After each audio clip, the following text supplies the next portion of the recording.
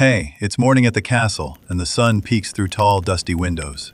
You, as the court jester, already have one foot in mischief mode. Before breakfast even appears, you tiptoe toward the kitchen, eyes glinting with potential chaos. Flour, a loose pot lid, or a strategically placed spoon. These are your tools, and today they will become instruments of mild chaos. You sprinkle a little flour on the floor, then hide behind a pillar, stifling a giggle. When the cook steps out, the clatter of a dropped pot sends a puff of white cloud into the air. He blinks, mutters something, and you vanish like a shadow, leaving only laughter echoing down the hall. It's harmless fun, but it's essential. Court jesters start their day by reminding everyone that life is slightly absurd, even before eggs hit the pan. Breakfast is never simple. Today it's porridge with honey, and you've already swapped the sugar pot with salt. First bite, surprise. You duck behind a chair, trying not to laugh too loudly.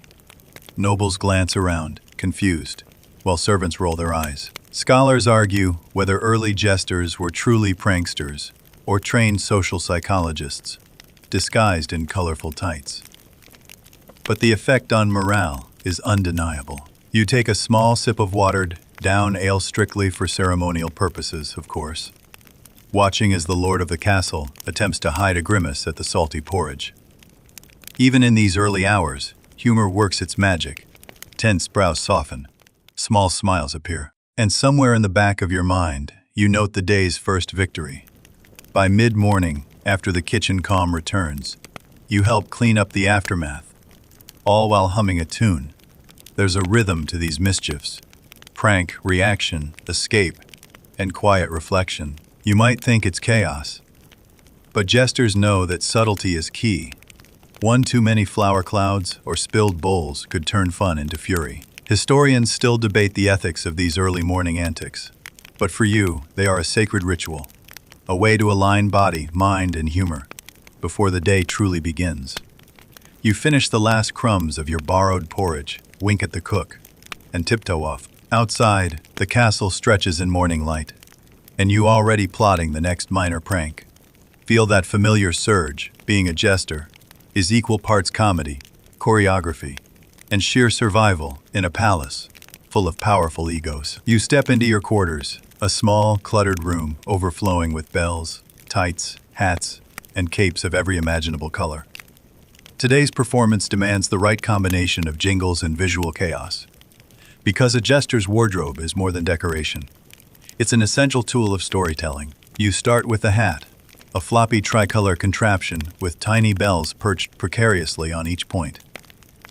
The bells must ring just enough to announce your presence, but not enough to drown out your jokes.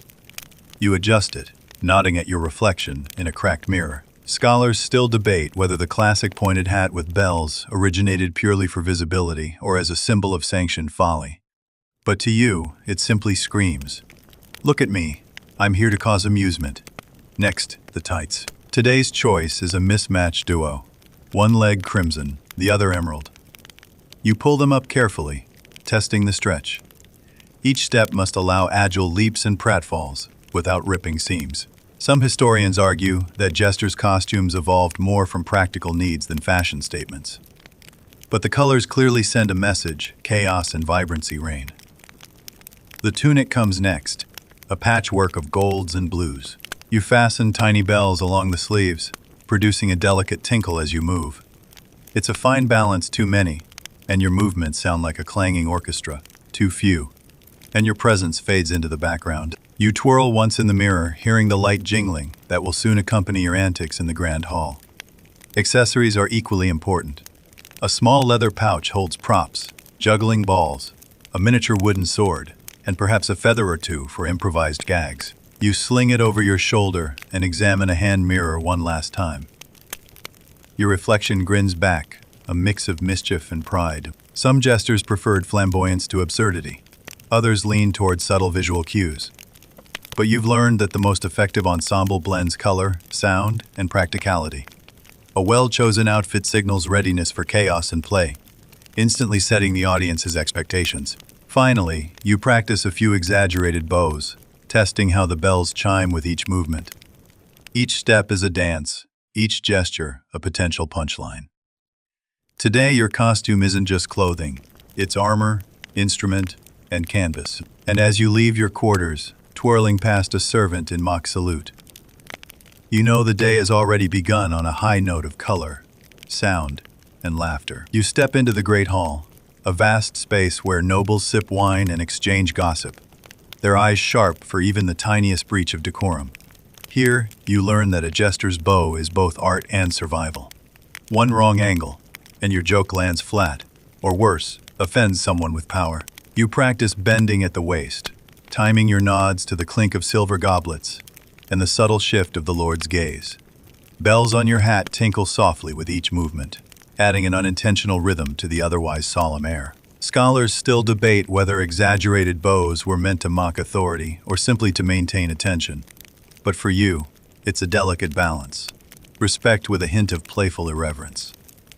Next comes posture. Shoulders back, chest out, knees slightly bent. Too stiff, and you look like a soldier. Too loose, and you appear careless. You incorporate a subtle lean, a tiny spin, and perhaps a flourish of a hand.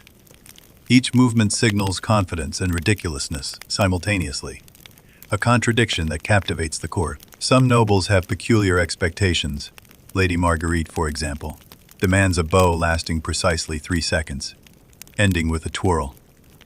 You rehearse it in private, counting silently. 1, 2, 3. Twirl. Meanwhile, the Duke prefers a quick nod, as if acknowledging the sun itself. You memorize these quirks like secret spells, knowing that a misstep could invite whispered complaints, or worse, a playful retaliatory prank that puts you on the receiving end. Humor often hides within the bow. A subtle wobble of the knees or an over-exaggerated dip can transform an ordinary greeting into a small, shared joke. Apprentices watch carefully, learning that jesters communicate personality through posture and timing, not just words. By mid-morning, you've bowed countless times, before lords, visiting dignitaries, and even the kitchen staff, and your body feels like a well-oiled machine of humor and etiquette. Each bow is a dance, a performance within a performance. Some historians argue that this ritualized courtesy helped maintain social order, giving jesters a sanctioned role in the palace hierarchy, while others believe it was purely theatrical. You step back, satisfied. The bells have chimed in harmony with your movements, and your reflection in the polished floor shows a figure equal parts absurd and dignified. In the art of bowing, as in jesting, subtlety reigns supreme. One misstep might amuse, one well-timed wobble could endear, and one perfect bow establishes you as both fool and master of courtly grace. You slip through the grand hall, eyes sharp and ears sharper. A jester's day isn't only about pratfalls and jingling bells. It's also about information. Courtly gossip is the currency of your craft, and collecting it requires stealth, charm, and an instinct for the absurd. You sidle up to a group of chatting nobles, pretending to be polishing a candlestick. Their conversation drifts around, a mix of politics, rivalries, and minor grievances. You catch snippets. Lady Beatrice complains about her husband's new hat. The chamberlain grumbles over missing silver spoons, and someone, probably a bored young page, mentions a mysterious shipment arriving at the docks. Each piece is a small gem you tuck away in memory for later jokes or subtle interventions. Sometimes, gossip is more performative than informative. A lord will boast loudly about his wealth, knowing you're nearby, and you nod exaggeratedly, making mental notes about how to exaggerate it in tomorrow's performance. Scholars argue about whether jesters were mere eavesdroppers or early social commentators, but your role straddles both worlds. You're a mirror reflecting court absurdities back at the very people who create them. The tricky part is discretion. One wrong laugh, one poorly timed question, and a noble might suspect you of mockery rather than mere observation. You tilt your head, feigning curiosity, and scribble imaginary notes in the air. Your ears pick up laughter, sighs, whispered secrets, all potential material for pranks or improvisation later in the day. You wander into the servants' corridor, where gossip flows more freely. Here, jokes are sharper, observations wittier, and the food smells slightly better than in the noble hall. You nod knowingly at a cook recounting a recent quarrel between two lords, carefully storing the story for later commentary. Even minor details, like who sneezed during the morning service, might become fodder for a comedic bit. By afternoon, your mind is a patchwork quilt of tales, whispers, and overheard arguments. Each piece could inspire a story, a pratfall, or a clever impersonation. Historians still debate how seriously jesters took their role as informal chroniclers. But you know that understanding the court's rhythm is as vital as mastering acrobatics or juggling. You pause in a quiet alcove, adjusting your hat and listening to the subtle shift of conversations around you. Every laugh, every sigh, every exclamation is a note in the symphony of court life. And you, foolish, colorful, observant, are both musician and conductor. By gathering gossip, you are not merely a jester. You are the invisible thread connecting stories, secrets, and humor in the palace tapestry. You step quietly into the old practice hall. The air smells faintly of wood polish and candle smoke. The floorboards creak softly under your boots, a sound that feels almost like the room breathing with you.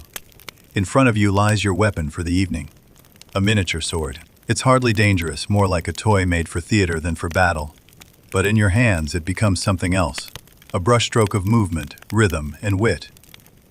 You begin to move slowly, the small blade glinting in the candlelight. Each swing is light, deliberate, graceful.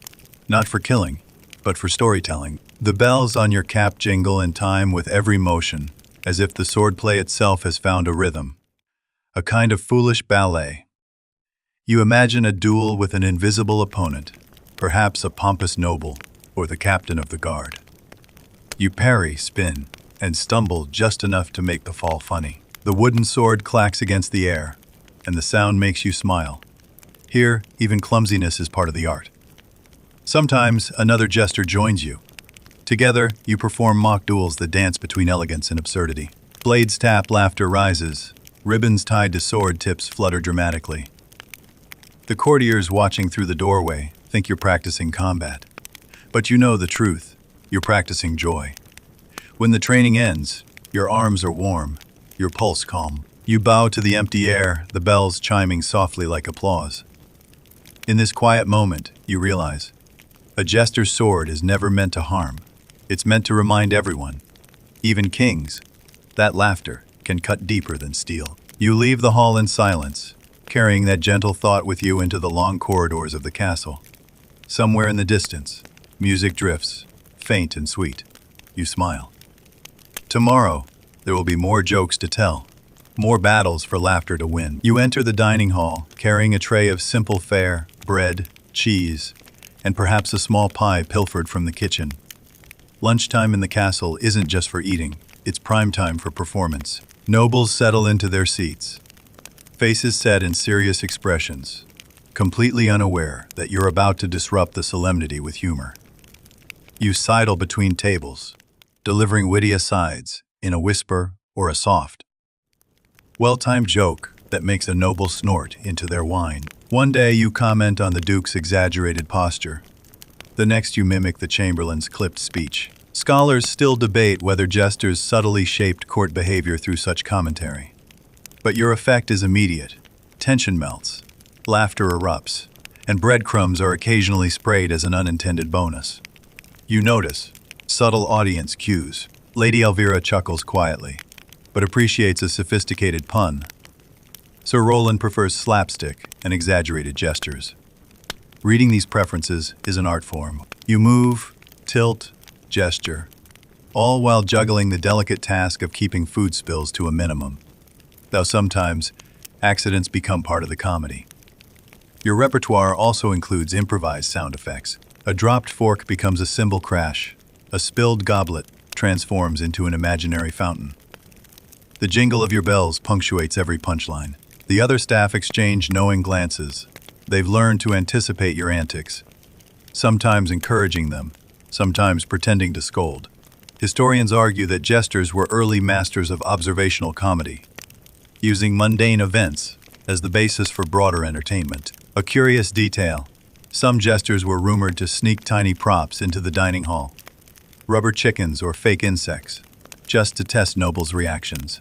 You grin at the thought, imagining a tiny frog hopping across the table during a serious discussion. The line between reality and performance blurs, and the hall becomes a stage where food, folly, and laughter intermingle. By the time the meal concludes, you've orchestrated a mini symphony of amusement, and the nobles leave with lighter hearts, even if they never realize how skillfully the jester guided their emotions. Lunchtime laughter is more than a distraction. It's a ritual that cements your role as observer, commentator, and entertainer. You wipe your hands, tip your hat, and prepare for the next act. Because in the life of a court jester, the day is always full of potential humor. The castle corridors stretch long and echoing, a perfect runway for your afternoon activities. After lunch, energy still buzzing from the laughter you stirred, you prepare for acrobatics and spontaneous antics, a jester's specialty. You leap onto a low table, balancing precariously as bells on your hat tinkle. A servant freezes mid-sweep, and you grin, spinning gracefully, before landing in a roll that sends your hat slightly askew.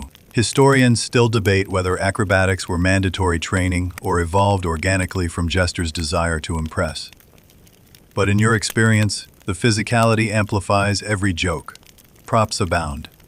A small ball of yarn becomes a pseudo-snake, winding between your legs. A feather duster transforms into a dramatic sword. You weave around pillars and tapestries, each movement choreographed yet seemingly spontaneous. Some courtiers watch from balconies, others peek around corners, uncertain if what they witness is rehearsal or improvisation. The ambiguity is part of the art. Sometimes you involve unsuspecting companions. A guard stepping into the corridor is caught in a gentle tug of war with a ribbon, or a page is rescued from an imaginary peril with exaggerated gestures. The line between jest and participation blurs, creating a playful chaos that fills the castle with sound and motion. Scholars still argue whether these antics were purely entertainment or subtly reinforced social hierarchies, reminding nobles of their own vulnerability to humor. Balance, timing, and spatial awareness are crucial. One slip could turn humor into injury, or worse, a true scolding. You practice flips, spins, and jumps, noting how the echo of bells enhances each movement. Even minor falls are exaggerated for comedic effect, drawing laughter and applause from any nearby observer. By mid-afternoon, your body hums with satisfaction. The corridors are littered with the faint evidence of playful mayhem, a chair slightly askew, a scarf fluttering from a balcony railing. Each act builds on the previous, creating a continuous rhythm of performance that engages every sense. For a jester, acrobatic skill is as essential as wit, and today you've balanced both perfectly. You pause at the end of the hallway, bells jingling softly, and watch a sunbeam illuminate the polished stone floor. In that moment, you recognize that every leap, tumble, and twirl is not just entertainment. It's a statement of identity, reminding the court that life, even in regal halls, can be delightfully unpredictable. Evening descends, and the great hall takes on a golden glow. Candles flicker along stone walls, casting long shadows that dance with every movement. This is your favorite time, storytelling by candlelight, where words become instruments as powerful as juggling or pranks. You perch on a low stool, hat slightly askew, bells softly jingling with each subtle shift. Nobles and servants alike gather, curious about the tale you're about to spin. You begin slowly, drawing them in with a whisper of suspense, a touch of exaggeration, and gestures that fill the air with imagined creatures. Some historians argue jesters functioned as early oral historians, keeping folklore alive through performance, and you feel that truth in each tale you weave. Tonight's story is about a mischievous imp who sneaks into noble kitchens. You mimic the MP's tiptoeing, tippling steps, and exaggerated sniffing, eliciting soft chuckles from the audience. Each gesture punctuates a line of dialogue, making the narrative tangible and immersive. You notice a young page leaning forward, eyes wide, fully absorbed in the world you create. A small, quirky detail. Sometimes you add improvised sound effects. A tap on the floor becomes a thunderclap. A rustle of your cape imitates a fleeing creature. These playful additions enhance the narrative, and the audience giggles, appreciating the layered performance. Scholars still debate whether jesters were allowed creative liberty or strictly followed court-approved stories. but your instinct always guides you towards surprise and delight. Audience participation is subtle yet powerful. You invite a noble to suggest a character trait, then spin it into absurdity. The Duke loves his hat too much, you whisper, and the tale morphs into an exaggerated quest for the perfect headdress.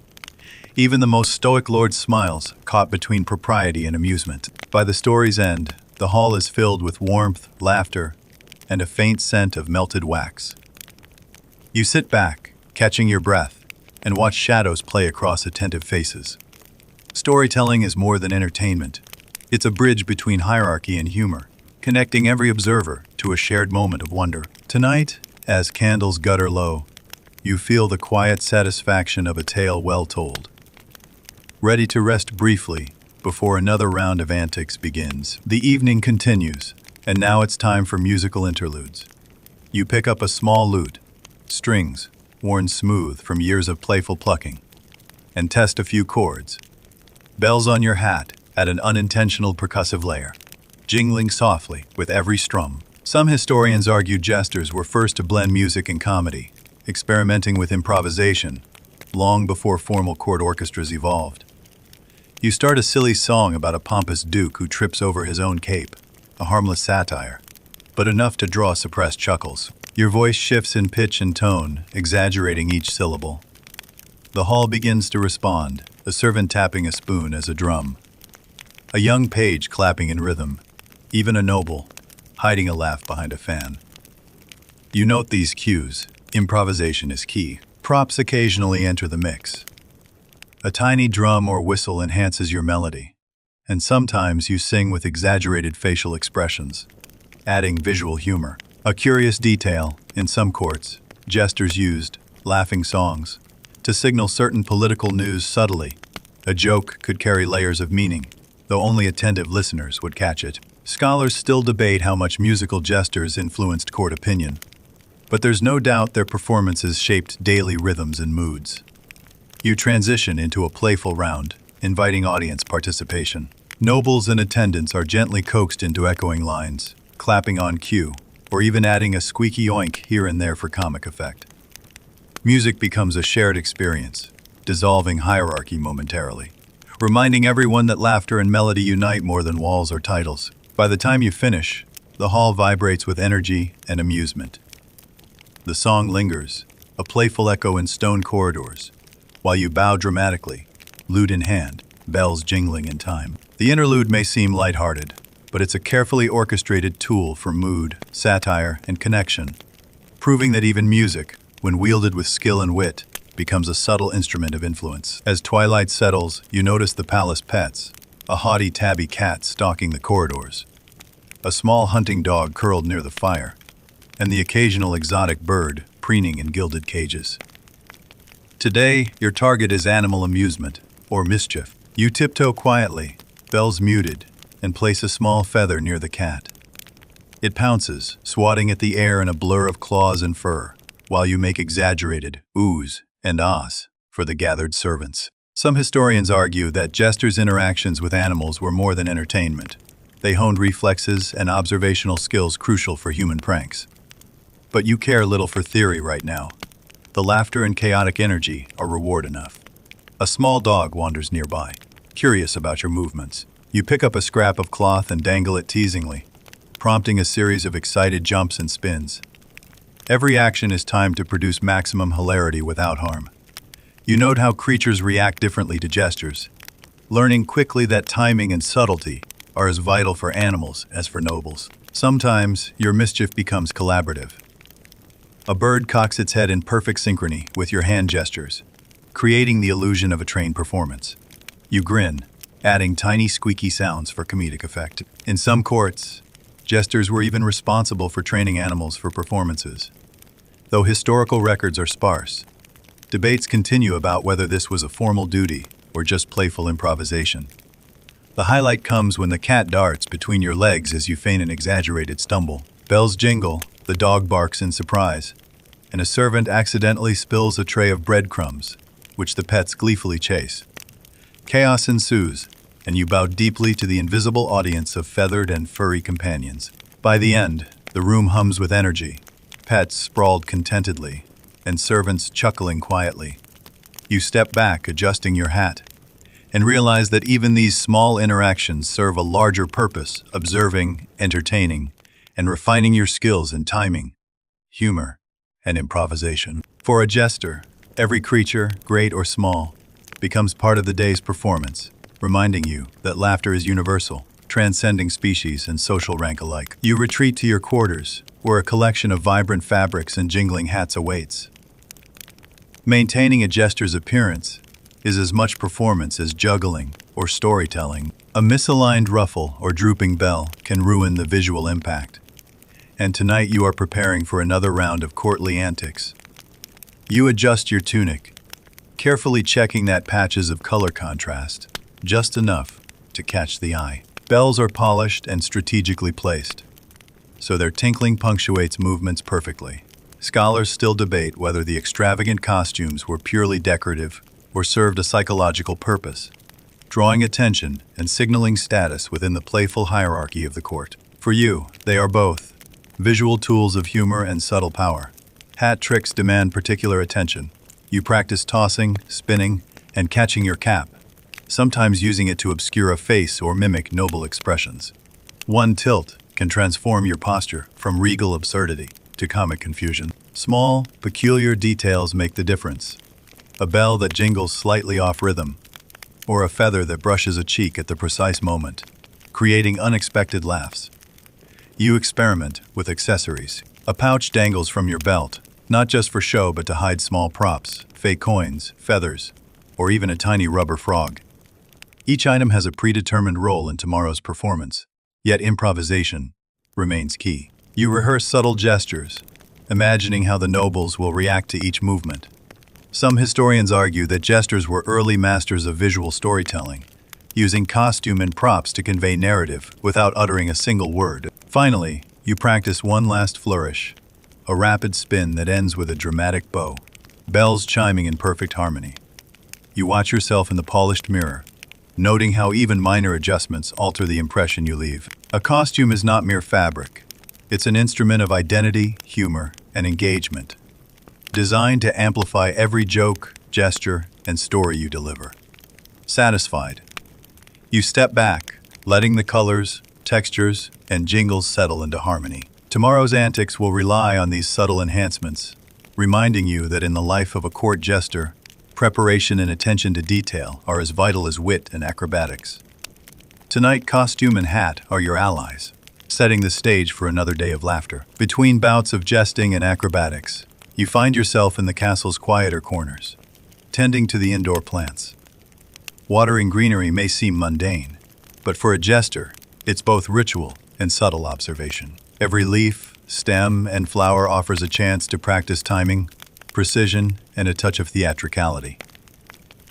You carry a small copper watering can, its spout delicate, allowing drops to fall gently onto the soil. You move slowly, exaggeratedly tilting the can as if performing an ancient rite. Some historians argue that jesters' daily chores, however trivial they seemed, were opportunities to demonstrate finesse and mindfulness, while others believe they were simply ways to fill idle hours creatively. Either way, you treat this task like a performance. The plants themselves become silent audience members. You pause, whispering to the ferns and ivy, imagining their responses. A creeping vine seems to sway in approval, and you nod knowingly, a grin tugging at your lips. Occasionally, a leaf brushes against your face, and you incorporate it into a mock narrative. A tiny jungle lurking within the castle walls. This playful attention to detail sharpens observation skills you will later apply to jokes, pranks, and improvisations. A peculiar detail: some jesters reportedly used plants to stage small illusions, like dangling leaves to startle passing nobles or hiding props in flower pots for surprise gags. Scholars still debate how widespread such practices were, but the idea fascinates you, sparking tiny mental sketches for future performances.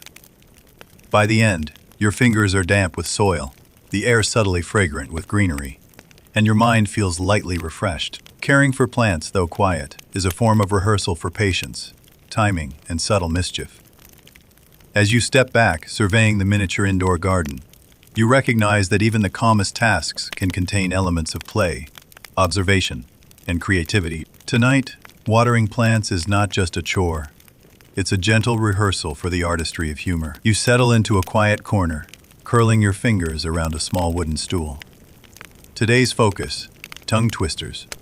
The secret weapon of any skilled court jester. They sharpen speech, timing, and delivery skills that transform words into instruments of laughter. You start with a simple phrase.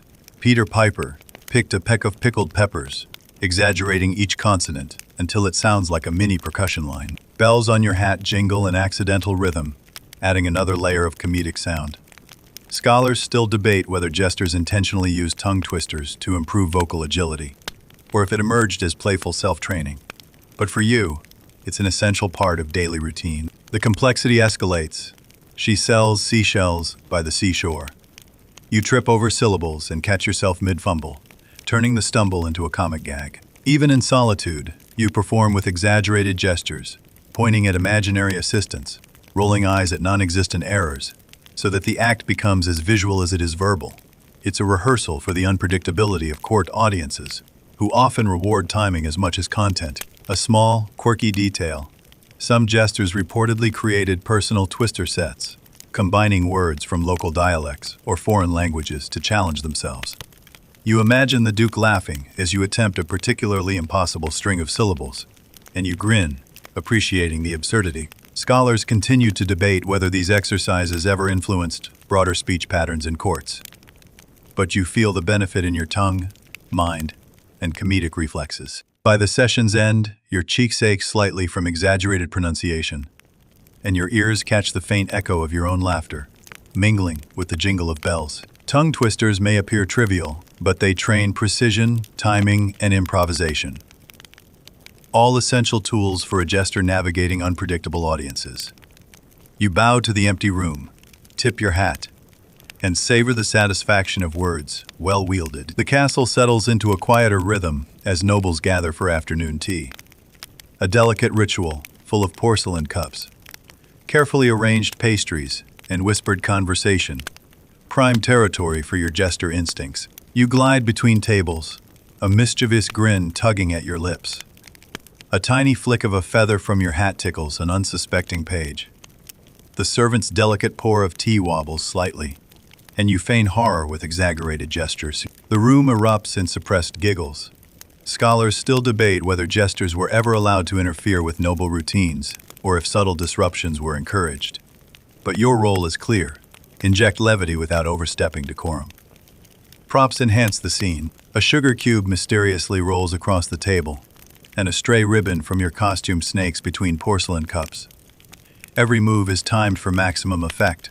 A raised eyebrow, a subtle bow, or a soft jingle of bells to punctuate the mischief. Even the most reserved nobles can't help but smile, caught in the playful tension between etiquette and absurdity. A peculiar detail in some courts, jesters secretly coordinated with servants to create minor accidents, like a teaspoon slipping or a napkin floating, unexpectedly, giving the illusion of magical interference. Scholars argue over how intentional these acts were versus spontaneous improvisation.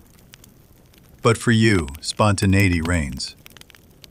By the end of tea, plates are slightly askew, cups wobble in jestful harmony, and laughter bubbles quietly through the hall. You step back, tipping your hat to the silent applause of the audience, satisfied that even the most structured routines can become playgrounds for humor. Today, a simple cup of tea becomes a stage for observation, timing, and delight. As the sun dips below the horizon, the castle quiets, leaving only the soft echo of footsteps and distant voices.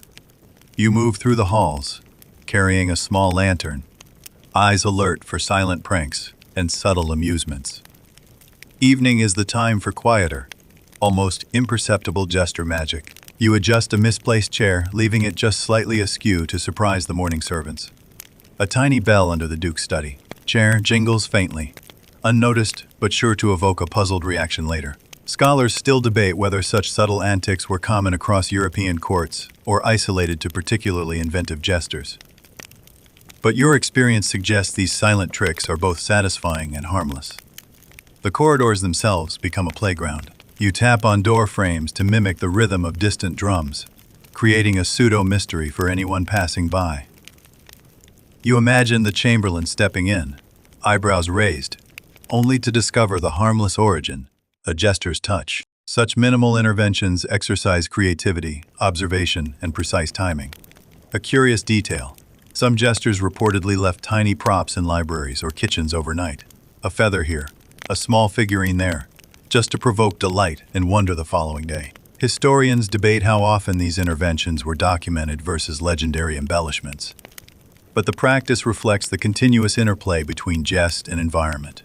By the time you reach your quarters, the castle is hushed. You pause, listening to the faint hum of distant activity, the soft clinking of chains or bells, the quiet settling of stone walls. Every subtle prank and gentle disruption reminds you that humor is not always loud. It can whisper, ripple, and linger, shaping the day's memories long after it ends. You place your lantern down, tip your hat to the empty hall, and allow a satisfied smile. The day's work as a jester is complete, leaving traces of laughter, surprise, and artistry in every corner. The castle wakes slowly, and you take this moment for morning warm-up stretches, essential for a day filled with acrobatics, juggling, and endless performance. You roll your shoulders, extend limbs, and tilt your head with exaggerated precision. Bells on your hat tinkle faintly with each movement, creating an impromptu musical accompaniment. Scholars still debate whether jesters had formalized physical training or simply developed routines through trial and error. But you've found consistency keeps both body and mind agile. You perform high kicks, stretches that mimic theatrical poses, and mock sword swings, using your wooden staff more for flair than combat. Each movement is both exercise and rehearsal. A slip, a stumble, or a perfectly executed pivot could later become part of a gag. You imagine nobles watching through windows or peeking around corners, expecting absurdity, and you make sure to deliver with flair. A curious detail: some jesters were said to imitate animals during morning stretches. Cat stretches, bird flaps, even exaggerated horse prances, to improve flexibility while entertaining early risers. Whether folklore or fact remains debated, but you incorporate the motions playfully, feeling a connection to centuries of jesters who greeted dawn with humor and discipline. By mid-stretch, your body hums with readiness. Every tendon, every joint seems prepared for the unpredictable day ahead. The morning light filters through the tall windows, illuminating your vibrant costume, casting shadows that mimic dance steps across the stone floor. You pause, catch your breath, and listen to the faint echo of bells. For a moment, it feels like the castle itself joins your ritual, resonating with anticipation. Morning stretches may seem mundane, but for a jester, they are preparation, rehearsal, and performance all rolled into one. You finish with a deep bow to the empty hall, acknowledging both the past and the promise of laughter the day will bring. Every day begins this way, with motion, mindfulness, and the silent promise that humor will follow. The servants bustle quietly as you approach the dining hall for breakfast, a simple ritual in a grand setting. But for a jester, even meals are opportunities for creativity and subtle amusement. You peek around corners, eyes twinkling, considering which small gestures might delight or perplex the early risers. A perfectly placed sugar cube on the edge of a cup becomes a tiny trap. A carefully nudged napkin slides slowly across the table. Every movement is calculated, yet appears accidental. Scholars still debate how much improvisation was allowed in daily court life versus deliberate, sanctioned mischief. But you operate in the gray area, harmless, clever, and surprising. You hum a playful tune under your breath, imagining the Duke lifting his cup only to find a small feather floating atop his tea. A noble child giggles quietly, and the cat in the corner jumps at a rogue crumb. Each reaction reinforces the subtle art of breakfast mischief: timing, observation, and a touch of audacity. A peculiar detail: some jesters reportedly hid tiny figurines or coins in food baskets, creating scavenger hunts for attentive attendants. While scholars debate the frequency and legitimacy of such acts, you delight in imagining the excitement and whispered gossip that follows. Even a minor breakfast prank can ripple through the morning, shaping moods and conversation. By the end of your ritual, crumbs are scattered artfully, teacups slightly askew, and laughter barely contained. You take a moment to admire the tableau: simple food, transformed into a stage for wit and observation. Breakfast is more than sustenance. It's an early rehearsal for attention to detail, timing, and audience engagement. Skills that will carry you through the unpredictable rhythms of court life. In your quiet quarters, you stand before a polished mirror, preparing for facial expression practice. A jester's silent but potent tool. Every twitch, raised eyebrow, and exaggerated smile is a note in the symphony of comedy. Scholars still debate whether jesters relied more on words or expressions. But experience tells you the eyes, cheeks, and lips often speak louder than any pun.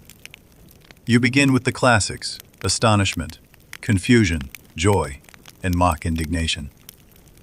Each expression is amplified, as if the walls themselves were an audience. You note subtle details, the way an eyebrow arches differently when feigning shock, or how a lip curl can transform a smirk into a grin of mischief. Even the slightest twitch can provoke laughter when perfectly timed. A curious, lesser-known technique involves combining expressions with body language. You exaggerate a lean or a shrug, enhancing the visual humor. Some historical accounts suggest jesters trained extensively with mirrors and props to master these nuances, though the exact methods remain debated. It's clear, however, that a well-timed facial gesture can turn a mundane joke into a memorable moment. To push the practice further, you attempt a rapid sequence of emotions: joy, fear, surprise, mockery, and bewilderment. Bells tinkle in rhythm with your movements, adding unintended musicality. You pause mid-sequence, imagining the reaction of courtiers as you flip seamlessly from one expression to another. The mirror reflects a master at work, your own reflection a silent collaborator. By the end of the session, your face feels animated, your eyes sharp, and your mind attuned to subtle cues. Facial expression practice may appear trivial, but it's an essential rehearsal for timing, improvisation, and visual storytelling. Tonight, before sleep, you savor the small power of a well-placed glance, knowing tomorrow's performances will rely as much on your eyes as on your words. The castle halls are dim, lit only by flickering torchlight. You take this moment for shadow play, one of your favorite private amusements. Hands, props, and a carefully angled light transform blank walls into stages for silent stories. Scholars still debate whether jesters use shadow tricks formally in performances or if it was purely personal entertainment. But for you, it's a mix of both practice, play, and imagination. You begin by shaping your hands into familiar forms: a bird, a rabbit, a leaping cat. The flickering torchlight elongates shapes, exaggerates movements, and creates fleeting surprises. Occasionally, you add a small prop: a feather, a tiny figurine, or even a jingle bell. The interaction between light, shadow, and sound produces unexpected humor. A peculiar detail: some jesters reportedly use shadows to rehearse interactions with nobles from a distance. By mimicking gestures and movements in silhouette, they could experiment with timing and exaggeration without alerting the court. Whether this is factual or embellished in later accounts remains debated, but the concept intrigues you. You experiment further, creating a rapid sequence. The rabbit hops, the bird flaps, a miniature knight marches. Each transition is timed, precise, and silent. In the dim corridors, the walls become a canvas, your hands the brush, and the flickering flame the storyteller. Even without an audience, the act sharpens reflexes, timing, and imagination. Qualities essential for any jester facing the unpredictability of court life. By the time the torch burns low, shadows collapse back into stillness. You step back, noting the lingering shapes and the gentle echo of your movements. Shadow play is more than a pastime. It's rehearsal for subtlety, timing, and visual storytelling. Tonight, as you retreat to your quarters, the walls seem to hum softly with silent laughter, a private performance, etched in light and imagination. After the daytime performances and evening amusements, you settle with parchment and quill for writing secret notes. A subtle form of courtly mischief. Messages might appear innocent, playful, or cryptic, designed to surprise, amuse, or gently tease. Scholars still debate how widely jesters participated in this written subterfuge. But you know the practice sharpens wit, timing, and creativity. You scrawl tiny doodles alongside short messages, leaving little puzzles or riddles for trusted courtiers. Each note is a miniature performance. The handwriting flourishes, the choice of words matters, and even the folded corners contribute to the visual effect. Occasionally, you tuck a note into a candle holder or behind a book, letting the recipient discover it in a fleeting moment of delight. A curious, lesser-known detail: some jesters reportedly used invisible ink made from plant extracts, adding an extra layer of mystery. Whether these techniques were widespread or exaggerated by later accounts remains debated. But the concept appeals to your playful imagination. The thrill lies in subtlety, the anticipation of discovery rather than immediate applause. You practice delivering notes in whispered tones, imagining yourself sliding along corridors, hiding behind tapestries, or ducking beneath tables. Timing is everything. A delayed discovery amplifies the impact, while a prematurely found message risks spoiling the effect. Even solitary rehearsal teaches precision, anticipation, and creativity, skills transferable to verbal and physical performance. By the time your quill rests, a stack of folded surprises lies ready. The notes themselves are quiet echoes of your presence, leaving traces of humor and cleverness in the daily rhythm of the castle. Secret messages may seem minor, but for a jester, they are tools of engagement, subtle performance, and lasting amusement, quietly shaping the moods and interactions of the court. In a sunlit corner of the great hall, you gather a small lute and a set of bells for music practice. Music is as vital to a jester as words or acrobatics. It sets timing, mood, and rhythm for every performance. Scholars debate whether jesters were formally trained musicians or largely self-taught improvisers. But you know that mastering sound gives you a secret advantage. You strum the lute softly, letting each chord resonate, then add a tinkle of bells to accentuate beats. Experimentation is key. A sudden discordant note might provoke a laugh, while a smooth melody can lull the audience before a punchline. Improvisation keeps your mind alert, allowing spontaneous adaptation during unpredictable court reactions. A curious detail: some jesters reportedly used makeshift instruments, wooden spoons, buckets, or wine glasses, to create unexpected sounds. Whether legend or fact, it inspires your playful creativity. You imagine a quiet moment where a noble pauses, intrigued by the odd harmonies, only to realize it's all part of your jest. Scholars still debate if such techniques influenced broader court music. But for you, each improvisation sharpens timing, surprise, and audience awareness. You continue experimenting with rhythm changes, quick shifts in melody, and synchronized bell jingles. Even a small mistake becomes material. A wrong note can be exaggerated into comedic effect, turning potential failure into performance gold. By blending sound with movement, you rehearse the seamless interplay of music and comedy, a hallmark of skilled jesters. As the session ends, the hall feels alive with lingering tones, your mind buzzing with new ideas for integrating sound into jokes and physical antics. Music practice may appear solitary, but it's a rehearsal for creativity, timing, and improvisation, essential tools for every day of jester life. You set down the lute, smile, and let the echoes of experimentation fade softly into the stone walls. You kneel by a wooden chest filled with vibrant fabrics and jingling hats, turning your attention to costume maintenance. A jester's outfit is more than clothing. It's a tool of identity, mischief, and performance. Scholars still debate whether court jesters made their own costumes or relied entirely on royal tailors. But you know that knowing your garments intimately gives subtle advantages on stage.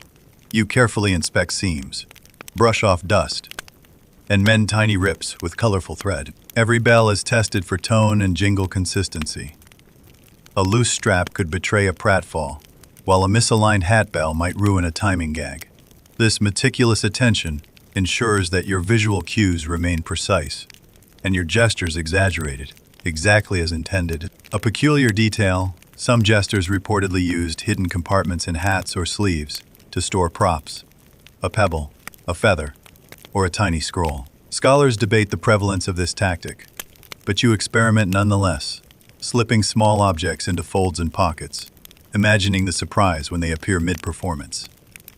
Once the maintenance is complete, you practice hat tricks, tossing and catching with fluid gestures. Even the simplest flip becomes a rehearsal in timing, spatial awareness, and audience misdirection. A hat that spins perfectly is a minor triumph. A bell that jingles at just the right moment feels like a victory over both gravity and expectation. By the end, your outfit gleams, bells tinkle with harmonious precision, and your fingers feel attuned to every fold and edge. Costume care may seem mundane, but it is a rehearsal for control, subtlety, and visual storytelling. Each stitch, fold, and flip reminds you that preparation is as essential as performance. And even the quietest moments behind the scenes can shape the laughter and delight of the day. The morning sun filters through stained glass as you slip quietly into the hall to observe courtly etiquette. Understanding protocol isn't just about avoiding mistakes. It's a jester's secret weapon. Every bow, pause, or sideways glance carries the potential for humor, provided you grasp the unspoken rules first. Scholars still debate whether jesters formally studied etiquette or learned entirely through observation. But careful attention gives you an edge. You note the rhythm of noble conversation, the precise timing of servants' movements, and the subtle hierarchy expressed in posture. By internalizing these patterns, you can anticipate reactions, insert jokes, and play with timing without crossing boundaries. The challenge is subtlety. Humor that respects decorum often lands harder than overt clowning. A curious detail: some jesters reportedly kept small notebooks of behavioral quirks. Lady prefers quiet sipping, or Duke laughs at slight exaggeration of beau. Though the existence of such records is debated, you quietly imagine compiling your own, scribbling mental notes for future performance. You practice blending in, observing while appearing idle, studying expressions, and imagining how a tiny misstep or exaggerated gesture could become comedic gold. Even mimicking minor mannerisms can be a rehearsal for timing and exaggeration, turning observation into preparation. By the time the day moves forward, you feel more attuned to the invisible choreography of the court. Every gesture, glance, and nuance becomes material for subtle comedy. Observing etiquette may seem passive, but it sharpens awareness, timing, and improvisation, all tools essential for a jester's craft. With practiced eyes and a quiet grin, you prepare to weave humor seamlessly into the noble dance of daily life. You gather small balls, pins, and even oranges from the kitchen to begin your juggling practice, an essential skill for any court jester. Scholars still debate whether juggling originated primarily as entertainment or as a test of dexterity for performers. But you know that a steady hand and keen focus are crucial. You start with a simple 3-ball cascade, gradually increasing speed and complexity. Each toss requires precise timing too high, and the balls spin unpredictably too low, and you risk dropping them entirely. Your fingers twitch in perfect rhythm, while your eyes track arcs and rotations with meticulous care. Even in repetition, each sequence is a rehearsal for spontaneity, the moment when performance meets improvisation. A curious detail: some jesters historically incorporated unconventional items into juggling routines: eggs, knives, or small fruit. While many accounts exaggerate the danger, the principle is the same: practice with control and confidence, so the audience only sees grace. Scholars debate how often these extreme props were used, but you stick to safer, experimental objects to hone technique. You add variation by juggling while moving in circles, leaping lightly, or singing snippets of song. Each combination develops multitasking skills essential for live performances, where physical stunts often coincide with witty banter or audience interaction. You imagine the noble children gasping or laughing at a perfectly timed catch, and it reinforces the joy of precise improvisation. By the end of practice, your hands tingle with effort, your body feels light, and your mind hums with rhythm and motion. Juggling may appear simple, but it is a discipline that sharpens coordination, timing, and creativity, all foundational to a jester's craft. You place the balls aside, satisfied with the seamless flow of motion, ready to weave humor into the next moment of courtly life. You retreat to a quiet corner of the library to hone wordplay and puns, an invisible but essential tool of a jester's arsenal. Humor is not only physical, it lives in language, timing, and double meanings. Scholars still debate whether jesters were valued more for verbal wit or acrobatics. But clever phrasing often leaves a longer-lasting impression than any pratfall. You experiment with playful twists on common phrases, imagining a noble saying something mundane, and you twisting it into a subtle joke that could provoke laughter without offense. Timing is everything. Delivered too early, the pun falls flat, too late, and the moment is lost. Observing rhythm and pacing sharpens your improvisational instincts. A curious, lesser-known detail. Some jesters reportedly carried small notebooks of puns or popular sayings, adjusting them daily to fit specific audiences. While historians debate whether these records were common or apocryphal, you find the idea appealing. Writing your ideas down strengthens recall and allows you to experiment with wordplay beyond improvisation. You also practice layering puns with gestures. A raised eyebrow, a tilt of the head, or a sudden pause can amplify the humor, transforming a clever line into a memorable performance. The combination of language, timing, and subtle body cues becomes a mini rehearsal for larger performances, where every word and gesture contributes to the effect. By the session's end, your mind buzzes with potential quips, clever turns, and inventive phrases. Wordplay may be silent compared to juggling or acrobatics, but it's an art that demands precision, timing, and imagination, shaping the jester's influence subtly but profoundly. You close your notebook with satisfaction, anticipating how these verbal gems will sparkle in tomorrow's audience interactions. The castle corridors echo softly as you approach the royal menagerie, eager to interact with court pets. Cats, dogs, and even exotic birds are not just companions. They are unwitting participants in a jester's daily amusement. Scholars still debate how much jesters were officially allowed to engage with animals, but you found that understanding their behavior can inspire spontaneous comedy. You crouch low, letting a cat approach, gently tossing a small ball to watch it pounce. The timing of its leaps, the flick of a tail, and the surprise of a misstep all provide material for future routines. You imagine a mischievous dog nudging a slipper into a noble's path, or a parrot squawking unexpected commentary during an audience gathering. The unpredictability keeps you alert, improvisational, and ready to turn any moment into entertainment. A curious detail: some jesters were rumored to train animals for subtle performances. Cats performing tricks, dogs delivering notes, or birds adding musical flourishes. Whether these accounts are true or exaggerated remains debated, but you experiment with playful routines anyway. The goal is not formal training but building a rapport that enriches humor organically. You find that observing animal reactions also hones timing. A startled cat or a curious dog provides immediate feedback on your gestures that may translate into audience performance later. You tweak movements, mimic animal quirks, and practice exaggerated responses, turning natural behavior into comedic opportunity. By the end of your session, the pets retreat to their resting spots, but their influence lingers. Interacting with court animals is more than play.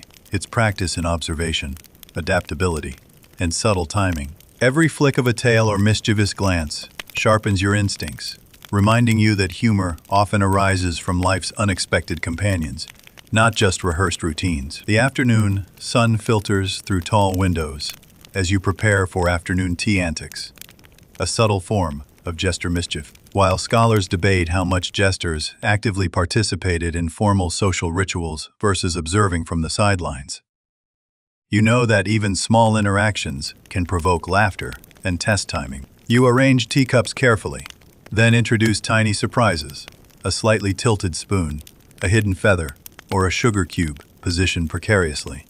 Every adjustment is calculated to create a brief moment of confusion or delight when someone reaches for their tea. The challenge lies in subtlety. A joke too obvious can ruin the illusion, while too hidden may go unnoticed. A curious, lesser-known detail: some jesters reportedly used minute props like thimble-sized hats on sugar bowls or miniature puppets inside teapots to surprise guests. While historical accuracy is debated, these stories inspire creativity. You practice similar tricks, imagining the shocked laughter as a teacup tilts, just so, or a small puppet appears in the steam, rising from the tea. Timing is critical. You rehearse gestures from behind curtains, testing angles and distance, refining movements, so that when the moment arrives, everything appears spontaneous. Even a minor slip becomes an opportunity for improvisation, transforming an ordinary ritual into performance art. By the end, the tea set is slightly askew. A hint of mischief lingers in the air, and you feel satisfied. Afternoon tea antics may seem trivial, but they are a rehearsal for observation, timing, and improvisational skill, sharpening the jester's ability to entertain while blending seamlessly into the rhythms of courtly life. You retreat to a private chamber to focus on quick costume changes, an essential skill for any court jester. Scholars still debate whether rapid costume swaps were common in daily performances or reserved for major court events. But mastery of this craft ensures seamless transitions between acts. You lay out multiple layers of garments, tunics, hats, capes, and belts, all arranged for easy access. Each layer is practiced, removed or added in precise sequences, allowing you to shift from one persona to another within moments. Even a minor delay could disrupt timing, so every movement is intentional, rehearsed, and measured.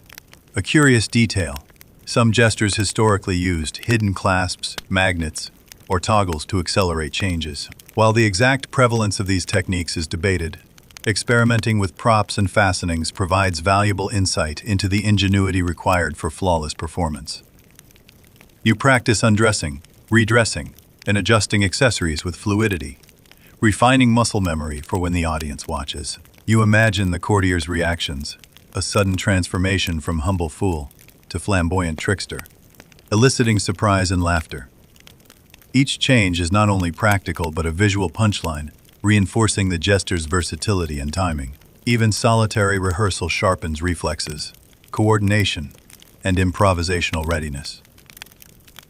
By the end of practice, your garments sit neatly, your hands move with confidence, and your mind visualizes the next performance. Quick costume changes may seem like backstage labor, but they are an essential exercise in precision, preparation, and creativity, ensuring that every appearance is polished, surprising, and entertaining. You step out into the courtyard with a keen eye on the sky, practicing weather observation for outdoor performances.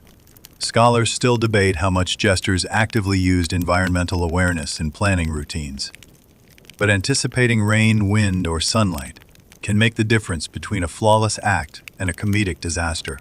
You note the direction of clouds, the softness of the wind, and the warmth of sunlight filtering through castle walls.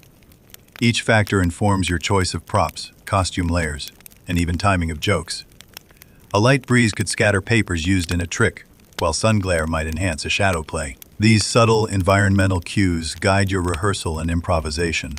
A curious, lesser-known detail: some jesters reportedly carried small weather instruments, simple sundials, handheld barometers, or hanging wind chimes, to predict conditions for outdoor jesting. Whether this was common practice or exaggerated by later storytellers remains debated, but the idea sparks creativity in adapting performances. You practice adjusting movements to account for imagined gusts, shifting positions to maintain visibility, and timing gestures to match sunlight or shade. Even a slight misjudgment can be transformed into comedy, teaching resilience and improvisational flexibility. Observation sharpens anticipation, adaptability, and awareness, skills vital for a performer whose stage extends beyond walls. By the time you retreat indoors, you feel more attuned to nature's rhythms. Weather observation may seem mundane, but it is an essential rehearsal in timing, adaptability, and environmental awareness, ensuring that every outdoor act remains engaging, safe, and surprising. With this understanding, you are ready for any performance the castle or the sky might demand. As twilight settles over the castle, you find a quiet nook to engage in evening reflection and storytelling. Scholars still debate whether jesters' nightly narratives were purely for self-practice, or if they influenced courtly culture. But reflecting on the day's performances strengthens memory, creativity, and timing. You recount each trick, pun, and improvised gag, considering what landed and what fell flat. The stories evolve in your mind, gaining nuance, rhythm, and punchlines as you refine gestures and phrasing. Even imagined audiences offer feedback, A subtle chuckle, a gasp, or a prolonged pause shapes the next iteration. Reflection becomes rehearsal, blending past experience with future performance. A curious detail, some jesters historically narrated mini-stories to household staff, children, or fellow performers, often embellishing tales for comedic or moral effect. While the historical extent is debated, you adopt the practice as a nightly ritual, weaving lessons, humor, and observation into compact anecdotes. This not only hones delivery, but nurtures creativity and memory. You also experiment with voice modulation, pacing, and physical gestures while recounting events. Each retelling is a rehearsal in timing, expressive control, and improvisation. Even mistakes or forgotten details are opportunities to practice recovery, teaching resilience, adaptability, and narrative skill.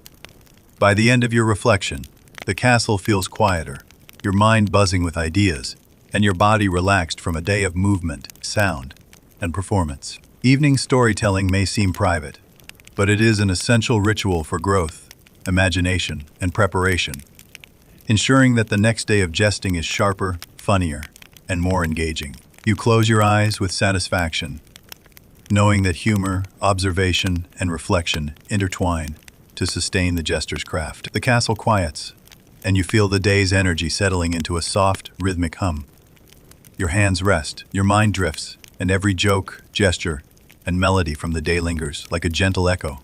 Outside, the moonlight spreads over stone walls and silent corridors, softening the edges of your bustling day. Thoughts meander freely, stories blend, and even the tiniest memories of laughter feel warm and comforting.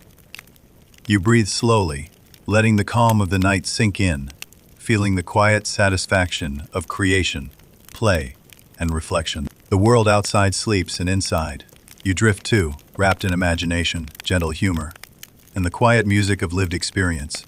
Sleep comes softly, carrying you into dreams where gestures leap, puns unfold, and stories continue in endless, comforting loops.